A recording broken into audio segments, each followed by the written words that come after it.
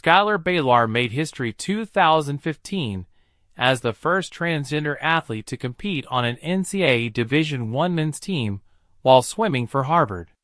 Beyond his athletic achievements, Bailar is an influential LGBTQ activist.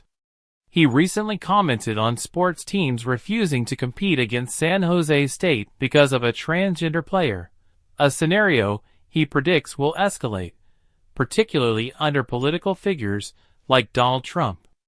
Trump has a history of targeting sports, leveraging controversial issues to rally his base. He famously attacked NFL players for kneeling during the national anthem, called the NBA out, and disinvited the Golden State Warriors from the White House. Now, his campaign's focus has shifted to trans athletes, running ads leading up to the election that frame trans issues as a point of contention, especially targeting Vice President Kamala Harris. One former aide explained, "The Trump campaign understands transgender care isn't a top issue for voters. That's not the point. The aim is to sway undecided voters by painting the opposition as extreme." Bailar's perspective on this tactic is insightful. He suggests that politicians use trans athletes to gather support, stating, "Most people listening to the rhetoric aren't evil, but they've been tricked." He encourages the public to exercise critical thinking and control our fear.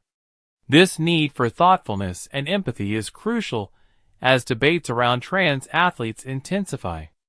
Olympic runner Nikki Hiltz, also openly trans, shared similar fears after the election, expressing solidarity with the trans community. Hiltz wrote on Instagram, "There is so much fear, sadness, anger, and grief in my heart. This will not mean the end of trans joy." They emphasized resilience, stating that while hate and division persist, the trans community has long endured and will continue to thrive. As Trump's presidency resumes, many are concerned he will pursue his earlier promise to enact a trans sports ban. Such a measure would directly impact the sports landscape.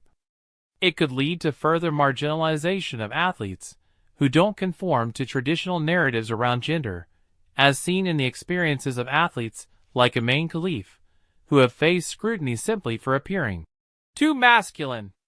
This situation sets up a potentially hostile environment in sports, with profound implications not only for trans athletes, but also for all athletes who challenge conventional standards. If history is any guide, Trump's influence will likely escalate tensions and drive divisive narratives, creating a more challenging climate for those who don't fit neatly into traditional gender categories.